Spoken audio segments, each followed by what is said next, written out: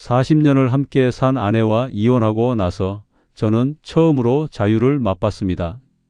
반지하 방은 좁았지만 누구 눈치도 안 보고 제 맘대로 살 수 있었죠. 등산도 다니고 친구도 사귀고 정말 행복했습니다. 그런데 2년 뒤 전 아내가 제 친구와 재혼했다는 소식을 들었을 때, 그리고 수술실 앞에 혼자 누워 있을 때 저는 깨달았습니다. 제가 버린 게 지루한 일상이 아니라 함께 늙어갈 마지막 동행이었다는 것을요. 오늘 제 이야기를 끝까지 들어주시면 황혼 이혼을 결심하기 전에 꼭 생각해 봐야 할 것들을 알게 되실 겁니다. 그리고 어느 지역에서 시청하고 계신지 댓글 한 번씩만 부탁드립니다. 여러분의 생각도 듣고 싶습니다. 그럼 지금부터 제가 겪은 이 모든 이야기를 있는 그대로 말씀드리겠습니다. 본문에 앞서 구독과 좋아요는 저희에게 큰 힘이 됩니다. 저는 올해 68, 이름은 한기태입니다. 평생 건설 현장에서 콘크리트 치고 철근 나르고 겨울엔 손이 얼어 터져도 일했습니다. 월급날이면 봉투를 그대로 아내에게 건네고 저는 막걸리 한 잔으로 하루를 끝내던 그런 인생이었습니다. 새벽 5시면 어김없이 눈이 떠졌고 작업복 주머니에 김밥 하나 넣고 현장으로 향했습니다. 손톱 밑에 시멘트 가루가 끼어 있어도 허리가 뻐근해도 그게 제 일상이었습니다. 젊었을 때는 힘들다는 생각도 안 했습니다. 가족을 먹여 살려야 한다는 책임감 하나로 버텼습니다. 아이들 학원비 내고 아내가 조금이라도 편하게 살 수 있도록 밤늦게까지 일했습니다. 퇴근길 버스 안에서 졸다가 종점까지 가버린 적도 수도 없이 많았습니다. 그렇게 40년을 살았습니다. 문제는 은퇴 이후부터였습니다.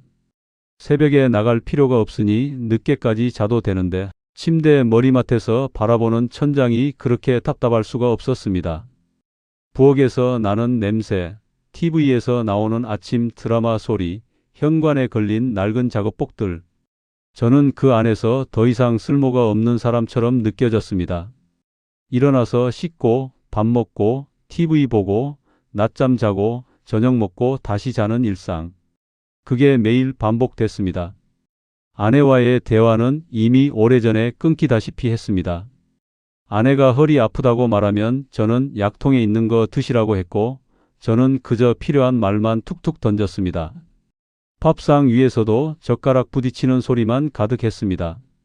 저는 그 침묵이 너무 무서웠습니다. 40년을 함께 살았는데 정작 서로에게 할 말이 없다는 게 이상하게도 두려웠습니다. 어느 날 오후 공원 벤치에 앉아 있었습니다. 할 일도 없고 갈 곳도 없어서 그냥 나와 앉아 있었습니다. 그때 아파트 놀이터에서 젊은 아빠들을 봤습니다. 아이를 어깨에 태우고 웃는 얼굴들, 옆에서 사진 찍는 젊은 엄마들. 아이가 미끄럼틀을 타면 함께 박수 쳐주고 넘어지면 달려가서 일으켜 세워주는 모습. 그 모습을 보고 나니 제 삶이 너무나 초라해 보였습니다. 저는 제 아이들에게 그렇게 해준 기억이 없었습니다.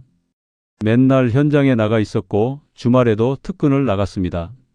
아이들 운동회도 한 번 가본 적 없었고 학부모 상담 같은 건 늘 아내 몫이었습니다. 그렇게 일만 하다가 정작 이제 시간이 생기니 아이들은 이미 다 컸고 각자 가정을 꾸렸습니다. 저는 그저 월급 벌어다 주는 기계처럼 살았던 것 같았습니다. 집에 돌아와서도 마음이 편치 않았습니다. 아내는 부엌에서 설거지를 하고 있었고 저는 거실 소파에 앉아 뉴스를 봤습니다. 그런데 화면 속 내용이 하나도 귀에 들어오지 않았습니다. 머릿속에는 온통 한 가지 생각만 맴돌았습니다. 내 인생은 언제 한번 주인공이 되어봤나 하는 질문이었습니다. 저는 항상 누군가를 위해 살았습니다. 가족을 위해, 아이들을 위해, 생계를 위해. 그런데 정작 저 자신을 위해 산 적은 단 한 번도 없었습니다. 좋아하는 취미도 없었고 친구라고 부를 만한 사람도 없었습니다. 그저 현장 동료들과 가끔 막걸리 한 잔 나누는 게 전부였습니다. 그날 밤 잠이 오지 않았습니다. 옆에서 아내의 고른 숨소리가 들렸지만 저는 천장만 바라보고 있었습니다. 이대로 10년, 20년을 더 살 수 있을까? 이 답답함과 공허함을 안고 하루하루를 견딜 수 있을까? 그 생각을 하니 숨이 막히는 것 같았습니다. 다음 날 아침 평소처럼 밥을 먹는데 문득 이런 생각이 들었습니다. 만약 내가 다시 시작할 수 있다면 내 인생을 제대로 살아볼 수 있지 않을까? 물론 나이가 68이지만 요즘 70, 80까지도 건강하게 사는 분들이 많지 않습니까? 저에게도 아직 시간이 남아 있다는 생각이 들었습니다. 그리고 그 시간만큼은 제가 원하는 대로 살아보고 싶었습니다. 그때부터 머릿속에서 한 가지 단어가 떠나지 않았습니다. 이혼.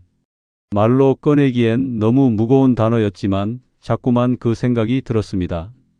40년을 함께 산 사람과 헤어진다는 게 쉬운 일은 아니었습니다.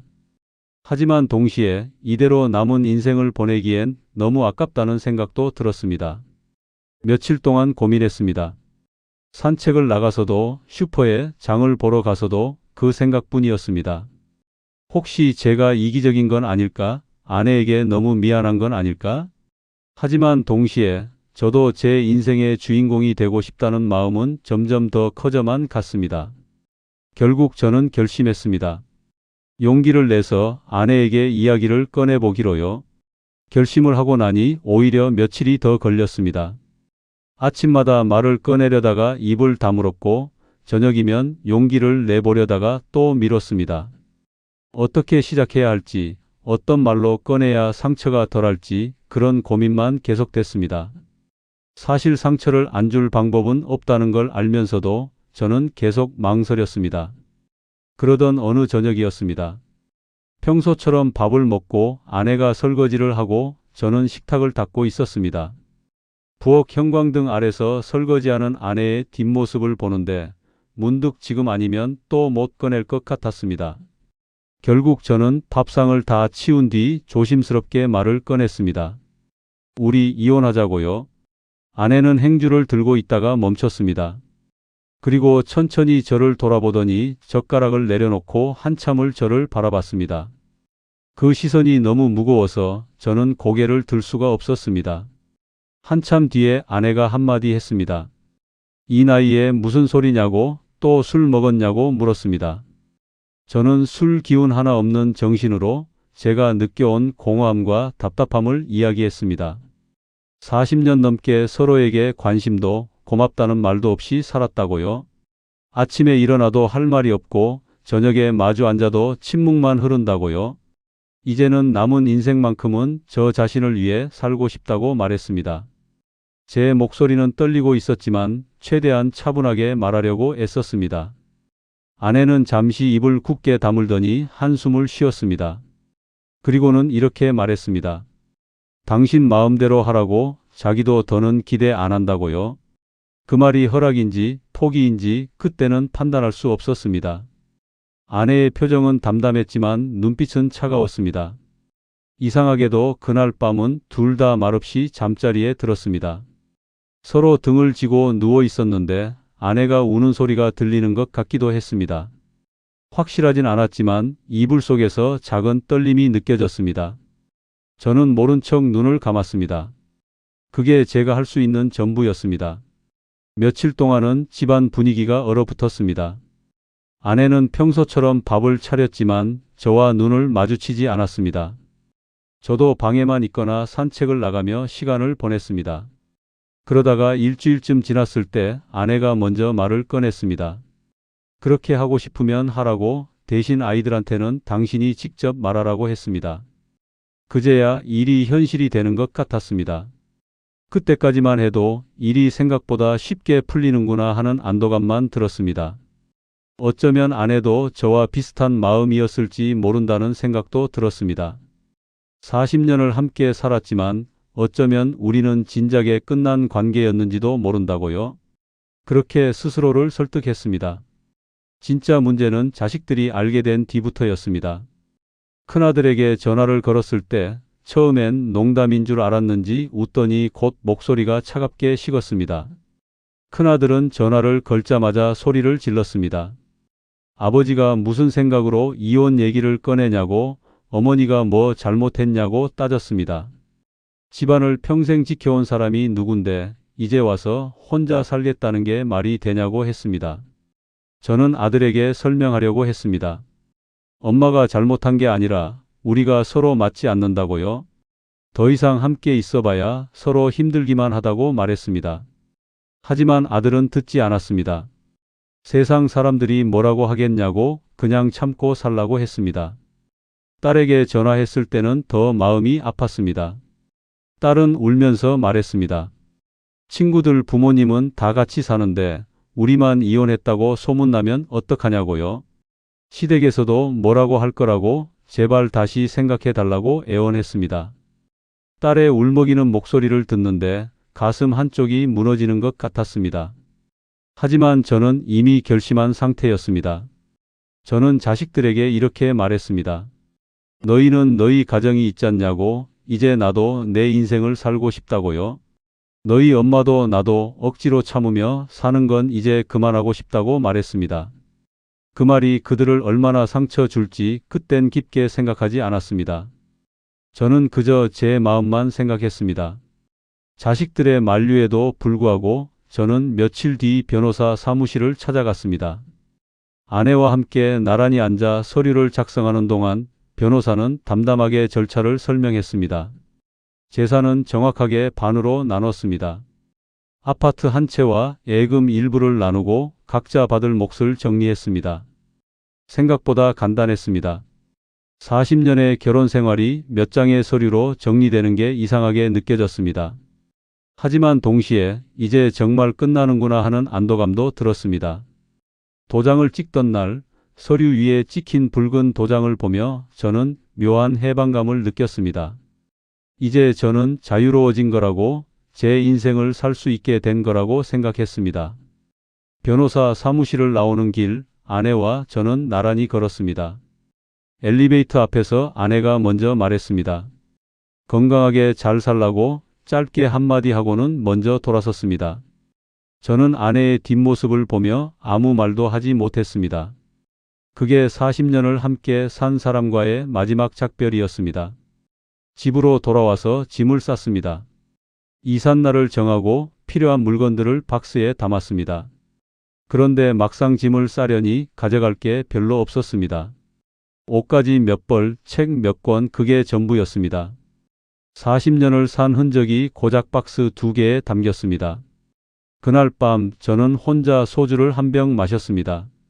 창밖으로 보이는 아파트 불빛들을 보면서 이제 저도 새로운 시작을 할 수 있겠다는 생각을 했습니다. 자유로운 삶, 누구 눈치 보지 않는 생활, 제가 원하는 대로 사는 인생. 그런 상상을 하니 가슴 한쪽이 설레기도 했습니다. 하지만 소주잔을 입에 대는데 손이 조금 떨렸습니다. 이게 정말 옳은 선택일까 하는 의문이 스쳤지만 저는 고개를 저었습니다. 이미 도장을 찍었고 아이들에게도 통보했고 이사 날짜도 잡았습니다. 이제 되돌릴 수 없다는 걸 저도 알고 있었습니다. 그렇다면 이 선택이 옳다고 스스로를 계속 설득할 수밖에 없었습니다. 이사하는 날 아침, 짐이라고 해봐야 많지도 않았습니다. 작업복 몇 벌, 낡은 공구 가방, 사다 놓고 읽지 않은 책 몇 권. 트럭 기사님이 오셔서 짐을 보더니 이게 전부냐고 물으셨습니다. 네, 이게 전부라고 대답하는데 왠지 쓸쓸한 기분이 들었습니다. 40년을 살아온 흔적이 고작 이 정도밖에 안 된다니 참 허무했습니다. 아파트 현관문을 나서면서 뒤를 돌아봤습니다. 40년을 살았던 집, 아이들이 자랐던 공간, 명절마다 온 가족이 모였던 거실. 그 모든 게 이제 남의 공간이 되는 거였습니다. 열쇠를 우편함에 넣고 엘리베이터를 타는데 가슴 한쪽이 먹먹했습니다. 하지만 동시에 이제 새로운 시작이라는 생각도 들었습니다. 저는 반지하 원룸으로 이사를 갔습니다. 계약할 때 부동산 사장님이 걱정스러운 얼굴로 물으셨습니다. 혼자 사시기엔 좀 습하고 불편할 텐데 괜찮겠냐고요? 저는 괜찮다고, 혼자 살기엔 이 정도면 충분하다고 대답했습니다. 보증금도 적당했고 무엇보다 제 이름으로 된 첫 공간이었습니다. 짐을 다 풀고 나서 방 안을 둘러봤습니다. 천장은 낮았지만 그 공간은 제 이름을 달고 있는 천나만의 방처럼 느껴졌습니다. 작은 창문으로 들어오는 햇빛, 제가 직접 고른 이불과 베개. 모든 게 새롭고 낯설었지만 동시에 편안했습니다. 아무도 간섭하지 않는 공간, 오롯이 제 것인 공간이었습니다. 냉장고를 열어보니 텅 비어 있었습니다. 마트에 가서 김치, 계란, 우유, 햇빵 같은 것들을 샀습니다. 장바구니를 들고 계산대에 서는데 옆에서 젊은 부부가 손을 잡고 장을 보고 있었습니다. 예전 같으면 부러웠을 텐데 그날은 그냥 담담하게 바라봤습니다. 이제 저는 저만의 방식으로 살면 되는 거니까요. 첫날 밤은 이상하게 잠이 잘 왔습니다. 예전 집에서는 새벽에 자주 깼는데 이날은 아침까지 푹 잤습니다. 아침에 눈을 떠도 밥 차릴 필요가 없었습니다. 누가 깨우지도 않았고 서둘러 일어날 이유도 없었습니다. 그냥 천장을 보다가 일어나고 싶을 때 일어났습니다. 세수를 하고 밖으로 나갔습니다. 편의점에서 삼각김밥을 하나 사서 공원 벤치에서 먹는 그 시간이 이상하게도 자유롭게 느껴졌습니다. 비닐을 뜯는 소리, 김의 짠 향기, 주변을 지나가는 사람들의 발소리. 모든 게 새롭게 느껴졌습니다. 혼자 밥을 먹는다는 게 이렇게 편할 수도 있구나 생각했습니다. 공원 벤치에 앉아 김밥을 먹으면서 주변을 둘러봤습니다. 아침 운동을 나온 어르신들, 강아지를 산책시키는 사람들, 출근길에 서두르는 직장인들, 모두가 각자의 일상을 살아가고 있었습니다. 저도 이제 그들처럼 제 일상을 만들어가면 되는 거였습니다. 며칠 뒤 현장 동료에게서 연락이 왔습니다. 오랜만에 만나서 막걸리나 한잔하자고 했습니다. 동네 포장마차에서 만나 제 상황을 이야기했더니 동료는 놀란 표정을 지었습니다. 40년을 같이 산 사람이랑 헤어졌다고 하니 처음엔 믿지 못하는 눈치였습니다. 하지만 제가 요즘 어떻게 지내는지 말하자 동료의 표정이 바뀌었습니다. 형, 잘했네. 이제라도 자기 인생 살아야지 하고 말했습니다. 자기도 집사람이랑 말이 없이 산 지 10년도 넘었다고 부럽다고 했습니다. 그 말을 듣는데 제 선택이 틀리지 않았다는 확신이 들었습니다. 막걸리를 몇 잔 더 마시고 헤어지는 길 발걸음이 가벼웠습니다. 반지하 방으로 돌아오는 골목길이 전혀 외롭지 않았습니다. 오히려 제 발로 제가 원하는 곳으로 걸어간다는 게 뿌듯했습니다. 이게 바로 자유구나 하고 생각했습니다. 며칠 뒤 동네 주민센터에 들렀습니다. 할 일도 없고 그냥 시간을 보낼 곳을 찾고 있었습니다. 입구 게시판에 노인 일자리와 프로그램 안내지가 붙어 있었습니다. 공원 관리, 급식 보조, 그림 교실, 노래 교실, 등산 동호회. 여러 프로그램들이 빼곡하게 적혀 있었습니다. 직원분께 여쭤보니 친절하게 설명해 주셨습니다. 그 중에서 저는 등산 동호회와 사진 교실에 이름을 올렸습니다. 평생 일만 하느라 취미라는 걸 가져본 적이 없었는데 이제라도 시작해 볼까 싶었습니다. 신청서를 작성하면서 왠지 학교 동아리에 가입하는 학생처럼 설레는 마음이 들었습니다. 신청서에 제 이름과 연락처를 적는데 손이 조금 떨렸습니다. 68의 나이에 새로운 걸 시작한다는 게 두렵기도 하고 기대되기도 했습니다. 직원분이 다음 주부터 시작이라고 편한 옷 입고 오시라고 말씀하셨습니다. 주민센터를 나오면서 저는 가슴이 두근거렸습니다. 그날 저녁 저는 스포츠용품점에 갔습니다. 생전 처음으로 등산화와 배낭을 사면서 마치 청춘을 다시 사는 듯 설렸습니다. 점원이 등산화 끈 묶는 법을 알려주고 배낭 어깨끈을 조절해 줬습니다. 거울 앞에 서서 등산복을 입은 제 모습을 보는데 낯설지만 나쁘지 않았습니다. 68의 나이에 새로운 걸 시작한다는 게 이렇게 기분 좋을 줄 몰랐습니다. 등산화를 신고 가게 안을 걸어보니 발이 편했습니다. 배낭도 생각보다 가벼웠고 주머니도 많아서 실용적이었습니다. 계산을 하면서 점원에게 물었습니다. 등산 처음인데 괜찮겠냐고요? 점원은 웃으며 말했습니다. 나이는 숫자일 뿐이라고 즐기시면 된다고요.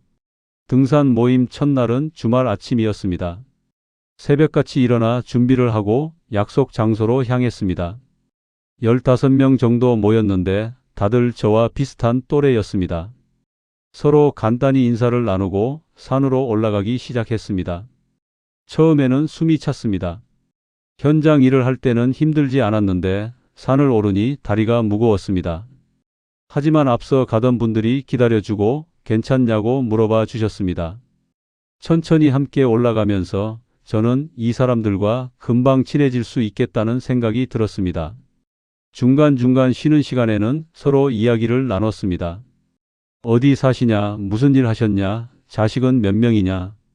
평범한 질문들이었지만 오랜만에 누군가와 대화를 나눈다는 게 좋았습니다.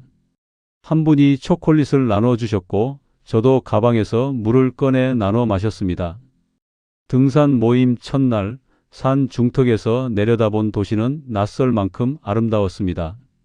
아파트들이 작은 블록처럼 보였고 도로는 가느다란 선처럼 이어져 있었습니다. 바람이 불어와 땀에 젖은 옷을 식혀줬고 나무 사이로 들려오는 새소리가 평화로웠습니다. 내가 이 나이에 이런 걸 다 해보네 하고 중얼거렸습니다. 숨이 턱까지 차올랐지만 가슴 한쪽은 오랜만에 살아있는 것 같았습니다. 옆에서 누군가 물을 건네줬고 저는 고맙다고 인사했습니다. 정상에 올라가서는 다 같이 사진을 찍었습니다. 오랜만에 웃는 얼굴로 사진을 찍으니 기분이 좋았습니다. 하산하면서 동네 식당에서 해장국을 먹었습니다. 다들 산 이야기, 일상 이야기를 나눴고 저도 조금씩 제 이야기를 꺼냈습니다. 최근에 이혼했다고 하니 몇몇 분들이 고개를 끄덕였습니다. 여기 계신 분들 중에도 비슷한 분들이 많다고 혼자 사는 게 오히려 편하다고 했습니다.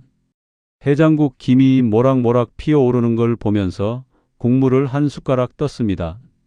뜨끈한 국물이 목으로 넘어가니 온몸이 따뜻해지는 것 같았습니다. 함께 밥을 먹는다는 것, 누군가와 이야기를 나눈다는 것, 그게 이렇게 좋은 일인 줄 그동안 몰랐습니다. 그렇게 반년이 훌쩍 지나갔습니다. 매주 모임에 나가고 동네 어르신들과 친해지고 종종 저녁에 치킨을 시켜 혼자 맥주를 마셨습니다.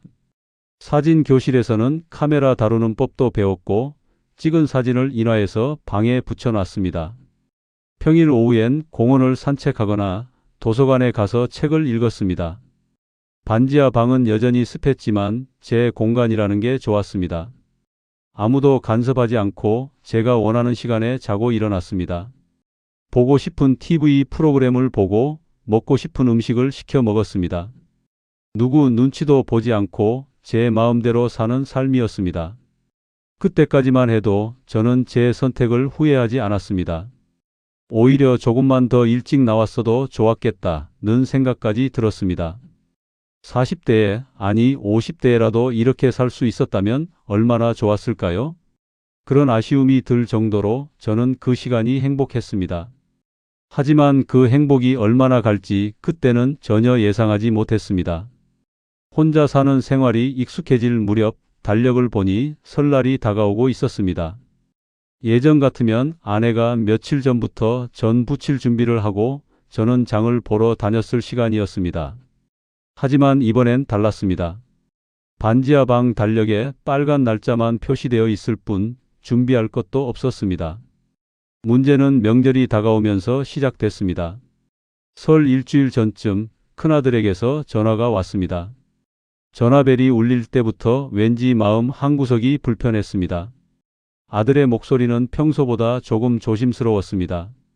아버지, 설 당일에는 처가 쪽이랑 같이 있어야 해서 전날에 잠깐 얼굴만 보시죠. 그 말을 듣는 순간 가슴이 철렁했습니다.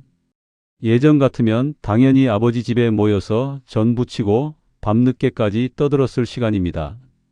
큰아들네, 딸네 가족이 다 모여서 손주들 뛰어노는 소리로 집안이 시끄러웠던 그 시간들. 전화를 끊고 나서 저는 한참을 멍하니 앉아 있었습니다. 당연히 저도 명절엔 아이들과 함께 있을 거라고 생각했는데 그게 아니었습니다. 이혼하면서 제가 놓친 게 뭔지 그때 조금씩 느껴지기 시작했습니다. 저는 가족이라는 울타리에서 한 발 벗어난 게 아니라 완전히 밖으로 나온 거였습니다. 설 전날 오후 큰아들 집에 들렀습니다. 손에는 과일 한 상자를 들고 갔습니다. 예전엔 빈손으로 갈 수 있었는데 이제는 뭔가 들고 가야 할 것 같았습니다. 초인종을 누르는데 손끝이 떨렸습니다. 큰아들 집에 들렀을 때 며느리는 어색한 미소를 지었습니다. 아버님 오셨어요. 근데 오늘 저녁에는 친정도 가야 해서 올해는 못 계실 것 같아요. 그 말을 하는 며느리의 표정은 미안해하면서도 어딘가 서두르는 기색이 역력했습니다. 거실 시계를 힐끗힐끗 보는 모습이 보였습니다. 손주는 소파에 앉아 태블릿만 보고 있었습니다. 예전 같으면 제가 들어서면 달려와 안겼는데 이제는 고개도 돌리지 않았습니다. 저를 봐도 안녕하세요 한마디 하고 다시 화면으로 시선을 돌렸습니다. 손주의 머리를 쓰다듬으려 다가가니 살짝 몸을 피하는 게 느껴졌습니다. 큰아들은 부엌에서 뭔가 챙기느라 바빴습니다. 저는 거실 소파 끝에 앉아서 가방을 무릎 위에 올려놓았습니다. TV에서는 명절 특집 프로그램이 나오고 있었지만 소리만 들릴 뿐 내용은 하나도 들어오지 않았습니다. 벽에 걸린 가족 사진들을 봤습니다. 손주 돌잔치 사진, 가족 여행 사진, 크리스마스 사진. 그 어느 사진에도 저는 없었습니다. 식탁에 앉아 밥을 먹는 동안 대화는 자꾸 끊겼습니다. 며느리가 반찬을 더 가져다 주면서 잠깐 이야기를 나눴지만 금방 침묵이 흘렀습니다. 큰아들은 밥을 먹으면서 핸드폰을 받고 손주는 여전히 태블릿을 보고 있었습니다. 저는 숟가락질만 했습니다. 어색한 공기 속에서 저는 숟가락질만 했습니다. 국을 한 숟가락 떠서 입에 넣었는데 맛이 느껴지지 않았습니다. 예전에는 제가 앉는 자리가 가장자리라는 생각을 한 번도 한 적이 없었는데 그날은 제 자리가 식탁에서조차 좁아진 느낌이 들었습니다. 밥을 다 먹고 나서도 큰아들은 시계를 보더니 슬슬 나갈 준비를 해야 한다고 했습니다. 거실에서 잠깐 더 앉아 있으라고 했지만 저는 일어섰습니다. 바쁠 텐데 더 있으면 안 되겠다 싶었습니다. 현관에서 신발을 신는데 손주가 할아버지 안녕히 가세요 하고 작게 인사했습니다. 예전 같으면 현관까지 따라 나와 손을 흔들었을 텐데 이제는 소파에서 일어나지도 않았습니다. 엘리베이터를 타고 내려오는데 가슴이 답답했습니다. 1시간도 안 되는 시간 동안 있다가 나온 셈이었습니다. 아파트 단지를 나와 버스 정류장으로 걸어가는데 주변에는 명절 준비로 짐을 잔뜩 든 가족들이 보였습니다. 아이들 손을 잡고 걷는 부모들, 큰 쇼핑백을 들고 웃으며 이야기하는 부부들. 저는 그들 사이를 혼자 걸어갔습니다. 딸 집은 더 심했습니다. 설 당일 아침에 전화를 걸었습니다. 언제쯤 올 수 있냐고 물으니 딸의 목소리가 난처해 보였습니다. 아빠, 이번 명절에는 시댁에 먼저 갔다가 시간이 되면 들를게요.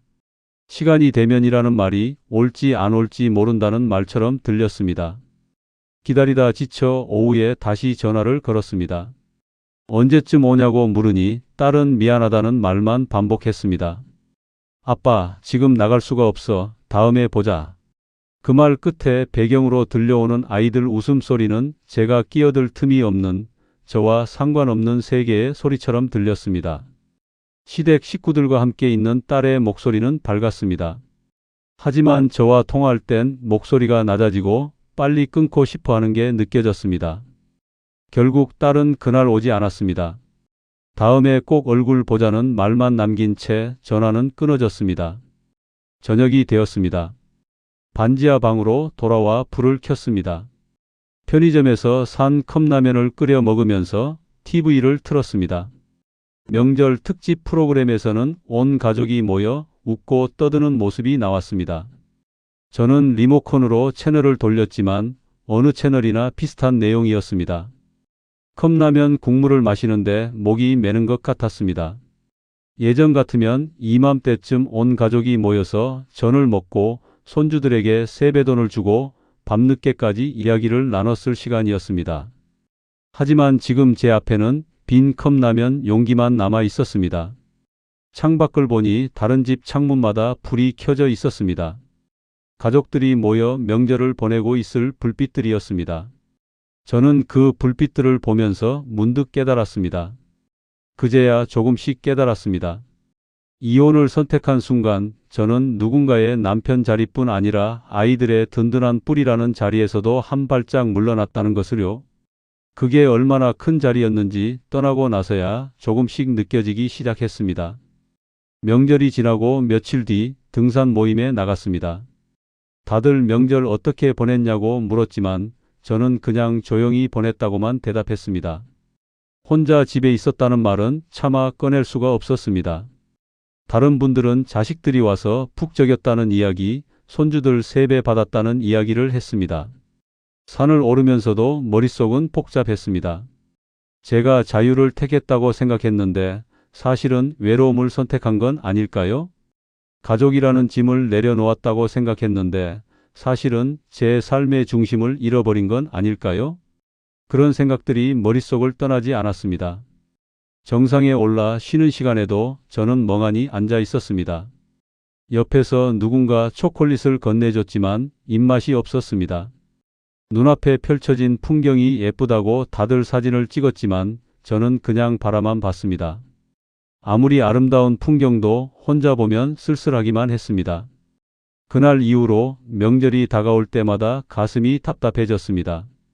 다른 사람들은 가족과 함께 보낼 시간을 준비하는데 저는 그냥 평범한 하루로 보낼 뿐이었습니다. 이혼하면서 잃어버린 게 단순히 배우자가 아니라 가족이라는 소속감 전체였다는 걸 그때 비로소 알았습니다. 명절의 쓸쓸함은 시간이 지나도 쉽게 잊히지 않았습니다. 그 이후로도 저는 등산 모임에 나가고 사진 교실에 다니고 평범한 일상을 이어갔습니다. 하지만 뭔가 달라진 게 있었습니다. 예전처럼 자유롭다는 느낌보다는 혼자라는 감각이 더 크게 다가왔습니다. 반지하 방으로 돌아올 때마다 불 꺼진 창문을 보는 게 점점 무거워졌습니다. 열쇠를 돌려 문을 여는 순간 어둠과 침묵이 저를 맞이했습니다. 불을 켜고 TV를 틀어도 그 소리는 그저 공간을 채우는 잡음일 뿐이었습니다. 누군가와 나눌 이야기도 함께 웃을 사람도 없었습니다. 이혼한 지 2년쯤 되었을 때였습니다. 어느 날 오후 딸에게서 전화가 왔습니다. 평소에도 자주 연락하는 사이는 아니었지만 그날따라 딸의 목소리가 조심스러웠습니다. 아빠, 할 말이 있어서 전화했어 하고 운을 뗐습니다. 순간 불길한 예감이 들었습니다. 전화기를 꽉 쥐고 딸의 다음 말을 기다렸습니다. 한참의 침묵 끝에 딸이 말했습니다.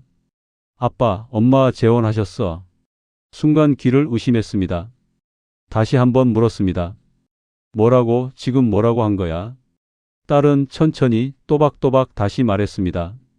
엄마가 재혼하셨다고 한 달 전에 조용히 식을 올리셨다고요? 전화기 너머로 딸의 목소리가 들렸지만 제 머릿속은 하얗게 비어버렸습니다. 상대는 예전에 저와 같은 현장에서 일하던 저보다 5살 어린 동료였습니다. 저와 술도 자주 마시던 사람이라 이름을 듣는 순간 얼굴이 떠올랐습니다. 키가 크고 말도 잘하고 사람들 사이에서 인기가 많았던 사람이었습니다. 저와는 달리 유머 감각도 있고 주변을 잘 챙기는 스타일이었습니다. 딸은 계속 이야기를 이어갔습니다. 그 사람은 원래 말도 잘해주고 챙겨주는 스타일이거든요. 엄마 요즘 좋아 보여요. 딸의 말은 칼날처럼 제 가슴을 스쳤습니다. 엄마가 좋아 보인다는 말이 저와 함께 있을 때는 행복하지 않았다는 뜻처럼 들렸습니다. 전화를 끊고 나서 저는 한참을 멍하니 앉아 있었습니다. 재혼이라는 단어가 머릿속에서 맴돌았습니다. 40년을 함께 산 사람이 저와 헤어진 지 2년 만에 다른 사람과 새 가정을 꾸렸다는 사실이 믿기지 않았습니다. 그날 밤 잠이 오지 않았습니다. 천장을 바라보면서 여러 생각이 머릿속을 스쳤습니다. 전 아내가 새로운 사람과 행복하게 사는 동안 저는 이 좁은 반지하 방에서 혼자 늙어가고 있었습니다. 누가 더 잘 사는지 비교하고 싶지 않았지만 자꾸만 그런 생각이 들었습니다. 며칠이 지나도 마음이 편치 않았습니다. SNS를 해본 적 없던 제가 그날 처음으로 큰아들의 SNS를 엿봤습니다. 아들이 핸드폰을 둔 채 화장실에 간 사이 저는 몰래 화면을 켰습니다. 비밀번호를 몰라 들어갈 수 없을 거라 생각했는데 운 좋게 잠금이 풀려 있었습니다. 아들의 SNS를 열어보니 최근 게시물이 보였습니다. 거기에는 전 아내와 새 남편 그리고 아이들이 함께 여행을 간 사진이 올려져 있었습니다. 제주도인 것 같았습니다. 바다를 배경으로 5명이 환하게 웃고 있었습니다. 전 아내의 얼굴에는 제가 본 적 없는 밝은 미소가 있었습니다. 머리도 예쁘게 손질했고 옷차림도 깔끔했습니다. 저와 살 때는 늘 수수한 옷만 입고 미용실도 잘 안 가던 사람이었는데 완전히 달라 보였습니다. 새 남편은 전 아내 어깨에 손을 올리고 있었고 손주들은 그 주변에서 장난을 치고 있었습니다. 사진 아래에는 우리 가족이라는 짧은 글이 적혀 있었습니다. 그 가족 안에 저는 없었습니다. 아니, 저는 이미 그 가족에서 지워진 사람이었습니다. 제 자리는 다른 사람으로 채워졌고 아무도 제가 없다는 걸 아쉬워하지 않는 것 같았습니다. 핸드폰 화면을 보면서 눈물이 날 것 같았습니다. 하지만 울 수도 없었습니다. 이건 제가 선택한 길이었으니까요. 제가 먼저 이혼을 요구했고 제가 먼저 집을 나왔으니까요. 마침 그때 허리 통증이 심해져 병원에 갔습니다. 며칠 전부터 허리가 아프더니 어느 날 아침엔 일어나기조차 힘들었습니다. 다리까지 저리고 걷는 것도 불편했습니다. 동네 정형외과에 갔더니 큰 병원에 가보라고 했습니다. 대학병원에서 MRI를 찍었습니다. 검사를 기다리는 동안 주변을 둘러봤습니다. 대부분의 환자들은 보호자와 함께 와 있었습니다. 배우자가 옆에 앉아 있거나 자식이 부축해 주거나 누군가와 함께 있었습니다. 저만 혼자였습니다. 의사는 MRI를 보고 말했습니다. 디스크가 심하게 튀어나와 신경을 누르고 있다고 수술로 신경을 좀 건드려야 한다고 했습니다. 그리고 덧붙였습니다. 보호자랑 같이 설명을 들어야 하는데요. 순간 저는 말문이 막혔습니다. 저 혼자 왔는데요. 의사는 잠깐 저를 바라보더니 괜찮다고 했습니다. 하지만 수술 후에는 누군가 돌봐줄 사람이 필요하다고 가족에게 연락하라고 했습니다. 진료실을 나오면서 저는 한숨을 쉬었습니다. 누구에게 연락해야 할까요? 복도 벤치에 앉아 한참을 고민하다가 큰아들에게 전화를 걸었습니다. 벨이 몇 번 울리고 아들이 받았습니다. 아빠 수술을 해야 한다는데 혹시 시간 좀 낼 수 있냐고 물었습니다. 아들의 대답은 예상했던 대로였습니다. 아빠, 그날 회사에서 중요한 미팅이 있어서 다른 날로 미루면 안 돼요? 저는 의사 선생님이 빨리 해야 한다고 했다고 설명했습니다. 하지만 아들은 난처한 목소리로 말했습니다. 정말 중요한 프레젠테이션이라 빠질 수가 없다고요? 딸에게도 전화했지만 돌아오는 말은 비슷했습니다. 아빠, 애들 시험 기간이라 엄마도 바빠. 미안해. 다음에 내가 갈게. 다음에. 그 말이 언제인지는 아무도 모르는 것 같았습니다. 결국 저는 혼자 입원 수속을 밟았습니다. 병원 창구 직원이 보호자 연락처를 적으라고 했지만 적을 사람이 없었습니다. 동료 한 명의 번호를 적긴 했지만 실제로 연락할 일은 없을 거라 생각했습니다. 입원실로 가는 복도는 유난히 길게 느껴졌습니다. 병실에 짐을 풀고 혼자 환자복을 입었습니다. 간호사가 와서 수술 전 주의사항을 설명했습니다. 내일 아침 일찍 수술이라고 보호자분도 같이 오시라고 했습니다. 저는 고개만 끄덕였습니다. 그날 밤 병실 침대에 누워 천장을 바라봤습니다. 옆 침대에는 환자 한 명이 누워 있었고 그 옆에는 부인으로 보이는 분이 간병을 하고 있었습니다. 조심스럽게 이불을 덮어주고 물을 따라주고 약 먹을 시간을 챙겨주는 모습이 보였습니다. 저는 그 모습을 보다가 눈을 감았습니다. 다음 날 아침 일찍 수술 준비를 했습니다. 혼자 환자복을 입고 수술실 앞 침대에 누웠습니다. 복도 천장에 달린 형광등 불빛이 눈부시게 내려왔습니다. 천장의 형광등을 보면서 이게 제 선택의 결과구나 생각했습니다. 간호사가 다가와 서류를 확인하더니 물었습니다. 보호자분은 어디 계세요? 저는 잠시 망설이다가 작은 목소리로 대답했습니다. 없습니다. 그냥 혼자입니다. 그 말을 하는데 이혼 서류에 도장 찍던 제 손이 떠올랐습니다. 그때 느꼈던 해방감, 자유라는 이름의 감정들이 한꺼번에 제 목을 조여오는 것 같았습니다. 자유를 택했다고 생각했는데 사실은 외로움을 선택한 거였습니다. 수술은 잘 끝났습니다. 몇 시간이 걸렸는지 정확히 기억나지 않지만 마취해서 깨어났을 때 목이 바짝 말라 있었습니다. 천천히 눈을 뜨니 하얀 천장과 형광등이 보였습니다. 몸이 무겁고 허리 부근이 욱신거렸지만 수술 전보다는 나은 것 같았습니다. 하지만 회복실에서 눈을 떴을 때 제 옆에는 아무도 없었습니다. 고개를 천천히 옆으로 돌려보니 다른 환자들 옆에는 가족들이 앉아 있었습니다. 누군가는 손을 잡아주고 누군가는 물을 따라주고 누군가는 그저 옆에 앉아 기다리고 있었습니다. 하지만 제 침대 옆 의자는 비어 있었습니다. 간호사가 다가와 상태를 확인하고 물 한 컵을 건네주었습니다. 천천히 마시라고 보호자가 오면 병실로 옮긴다고 말했습니다. 저는 보호자가 없다고 했고 간호사는 잠시 난처한 표정을 지었습니다. 그래도 곧 병실로 옮겨주겠다고 했습니다. 예전 같으면 아내가 서툰 손길로 이불을 덮어주며 "어때? 많이 아파?" 하고 물었을 자리였습니다. 자식들도 와서 걱정스러운 얼굴로 의사에게 이것저것 물어봤을 시간이었습니다. 손주들이 와서 "할아버지 언제 퇴원해?" 하고 물었을 시간이었습니다. 그 자리가 텅 비어 있었습니다. 병실로 옮겨진 뒤에도 혼자였습니다. 침대에 누워 천장을 바라보는데 시간이 너무 천천히 흘렀습니다. 옆 침대 환자는 아들과 며느리가 와서 이야기를 나누고 있었습니다. 퇴원하면 뭐 먹고 싶으시냐고, 집에서 푹 쉬어야 한다고, 그런 이야기들이었습니다. 저녁 시간이 되자 간호사가 죽을 가져다 주었습니다.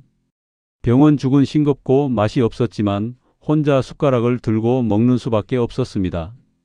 병실에서 혼자 죽을 쑤어 먹으며 저는 제 선택을 처음으로 깊이 후회했습니다. 이게 제가 원했던 자유인가 하는 생각이 들었습니다. 자유를 택했다고 생각했는데 사실은 관계를 끊어냈던 것입니다. 누군가의 간섭에서 벗어나고 싶었지만 동시에 누군가의 돌봄도 함께 포기한 것이었습니다. 혼자 살 수 있다고 생각했지만 아플 때는 누군가가 필요하다는 걸 그제야 깨달았습니다. 며칠 동안 병원에 입원해 있으면서 저는 많은 생각을 했습니다. 수술 부위가 아물어가는 동안 제 마음의 상처는 오히려 커져만 갔습니다. 창밖을 보면 가족들이 문병을 오고 보호자들이 환자를 챙기는 모습이 보였습니다. 저는 그저 병실 침대에 누워 혼자 시간을 보낼 뿐이었습니다. 퇴원하는 날 간호사가 주의사항을 설명했습니다. 무거운 것 들지 말고 허리 조심하고 약 잘 챙겨 먹으라고 했습니다. 혹시 이상하면 바로 병원에 오라고 보호자가 잘 살펴봐야 한다고 했습니다. 저는 고개만 끄덕이고 혼자 택시를 타고 집으로 돌아왔습니다. 집으로 돌아와도 마찬가지였습니다.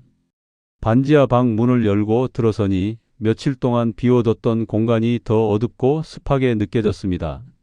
불 꺼진 원룸, 냉장고 안에 썰렁한 반찬들, 하루 종일 울리는 소리는 TV 시끄러운 예능 프로그램 뿐이었습니다.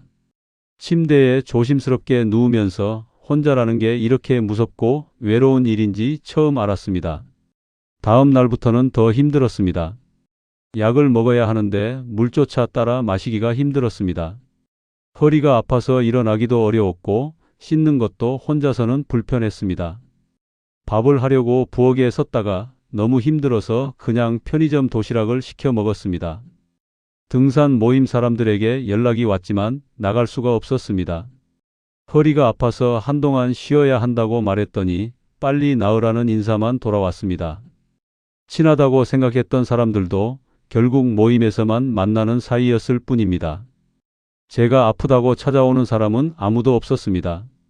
며칠 전 저는 용기를 내어 전 아내에게 문자를 보냈습니다. 한참을 고민하다가 손가락을 떨며 글자를 입력했습니다. 잘 지내지, 우리. 다시 한번 생각해 볼 수 없을까? 그 짧은 문장을 보내는데도 1시간이 넘게 걸렸습니다. 문자를 보내고 나서 핸드폰을 붙들고 답장을 기다렸습니다. 1시간이 지나도 2시간이 지나도 답장이 오지 않았습니다. 혹시 번호를 바꾼 건 아닐까? 문자가 안 간 건 아닐까? 온갖 생각이 들었습니다. 한참 뒤에 답장이 왔습니다. 핸드폰 화면에 불이 들어오는 걸 보고 심장이 빠르게 뛰었습니다. 떨리는 손으로 화면을 열어봤습니다. 기태 씨, 저는 이제 제 가정이 있습니다. 기태 씨도 본인 삶을 잘 살아가시길 바랍니다. 짧고 단호한 문장이었습니다. 기태 씨라는 호칭이 예전의 여보라는 말과는 너무 달랐습니다. 제 가정이 있다는 말이 저는 이제 그 가정의 일부가 아니라는 뜻이었습니다. 문자를 읽는 순간 비로소 실감했습니다. 내가 버린 건 지루한 일상이 아니라 누군가와 늙어갈 수 있는 마지막 동행이었다는 것을요. 아침에 눈 떠서 옆에 누군가 있다는 것, 아플 때 옆에서 물 한 잔 따라주는 손길. 그런 평범한 것들이 얼마나 소중한지 잃어버리고 나서야 알았습니다. 자식들에게 이제 너희 인생 살라고 말했지만 정작 저는 제 인생을 어떻게 살아야 할지 알지 못했습니다.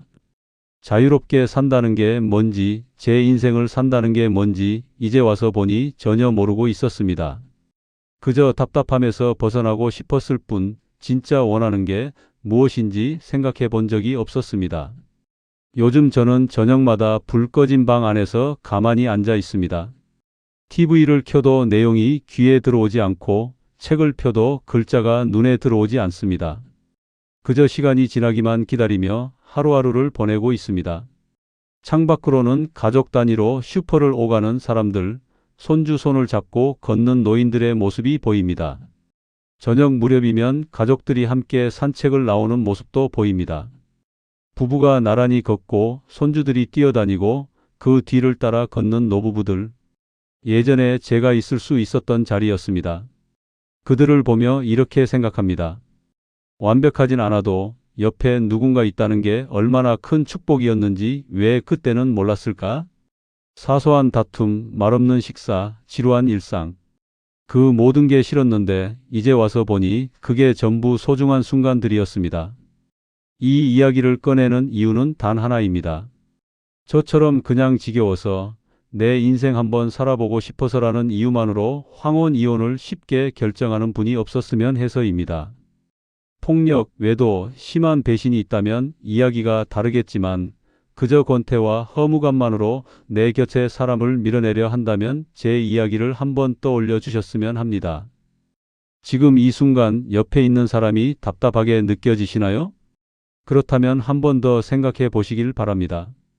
그 사람이 없는 삶이 정말 더 나을지, 혼자 늙어간다는 게 어떤 의미인지요. 저는 이제 돌이킬 수 없는 길을 왔지만 여러분은 아직 선택할 수 있으니까요.